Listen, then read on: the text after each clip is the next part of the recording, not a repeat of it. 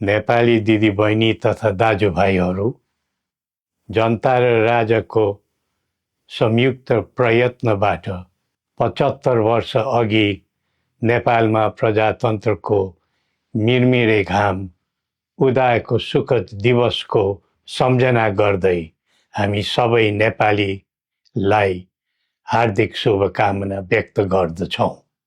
प्रजातन्त्र स्थापनाको निम्ति उदारता दर्शाइ बक्सिने हाम्रो जिजुबुवाजू राष्ट्रपिता श्री 5 त्रिभुवनको सम्झना गर्दै मौसुफ प्रति हामी श्रद्धा सुमन अर्पण गर्दछौँ।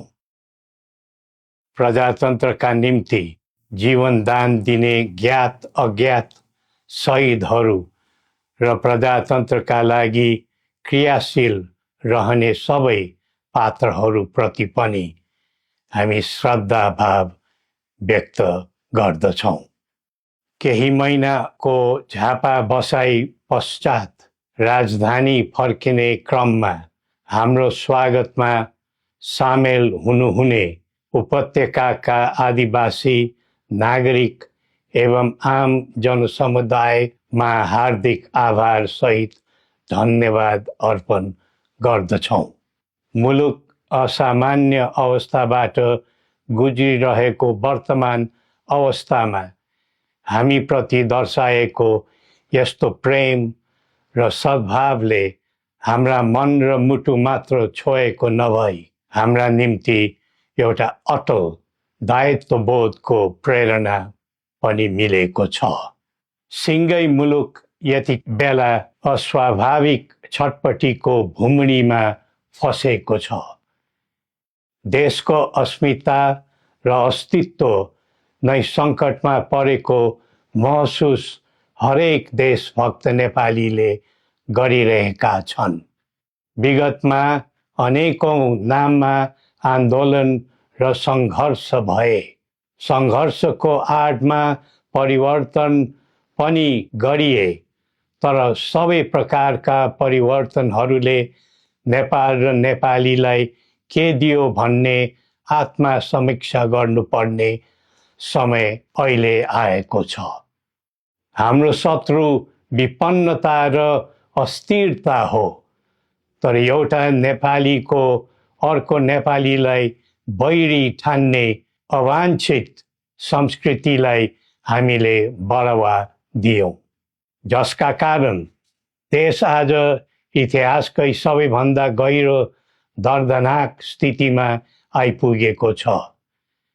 त्यसैले कठिन परिस्थितिमा परेको आजको मुलुकमा परस्पर घृणा र द्वन्द्वको राजनीतिमा पूर्ण विराम लगाउँदै सद्भाव र एकताको राजनीतिक संस्कृतिको प्रवर्धन गरौँ।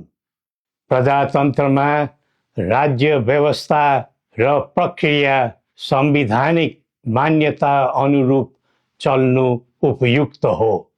प्रजातान्त्रिक प्रणालीमा प्रतिनिधि छनौटको आवाधिक निर्वाचन एक स्वाभाविक प्रक्रिया भए तापनि यतिखेरको आम जनभावना यो छ कि मुलुकमा पहिले राष्ट्रिय समस्याको समाधान गरेर मात्र आसन्न निर्वाचन प्रक्रियातर्फ जानु उचित हुने र निर्वाचन पछि कुनै द्वन्द्व, अशान्ति र खिचातानी नहोस् भन्ने विषयलाई ध्यानमा राखेर राष्ट्रिय सहमति र सबैलाई समेटेर जाने समझदारी बनाएर मात्र निर्वाचनमा जाँदा नै त्यसले सही बाटो समात्ने थियो।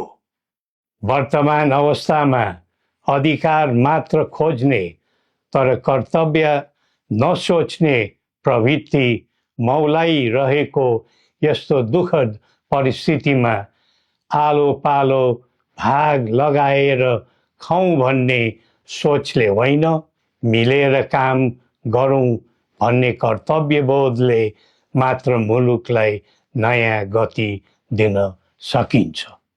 प्रजातन्त्रमा जनता आफै जागरुक बनेर समाज र राष्ट्र सेवाको सत्कर्ममा अग्रसर हुनु पाउनु पर्ने हो, तर कसैलाई खुसी पार्नु पर्ने अनि कसैबाट तोकिनु पर्ने आध्यात्मिक व्यवस्थाको जन्जिरमा बाँधिनु परेको छ।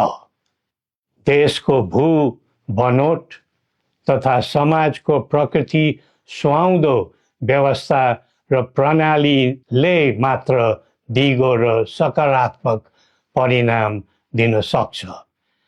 आम जनताको समग्र हित हुने तथा विश्व सामु नेपालीको उच्च शिर हुने व्यवस्था नै प्रजातान्त्रिक व्यवस्था नेपाललाई सुहाउँछ। कुनै व्यवस्थाको राम्रा र असल पक्षहरू टिप्नु र राख्नुपर्छ। जुनै व्यवस्थाको नराम्रो र खराब पक्षहरू हुन्छन् त्यस्तालाई फाल्नु र फ्याँक्नुपर्छ।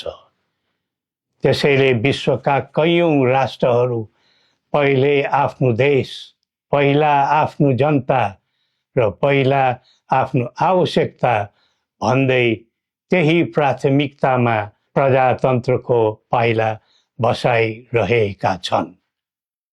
हो, हामीले पनि हाम्रो धरातलीय यथार्थमा उभिएर प्रजातन्त्रको प्रयोग, परीक्षण र प्रशोधन गर्दै जानु पर्दछ।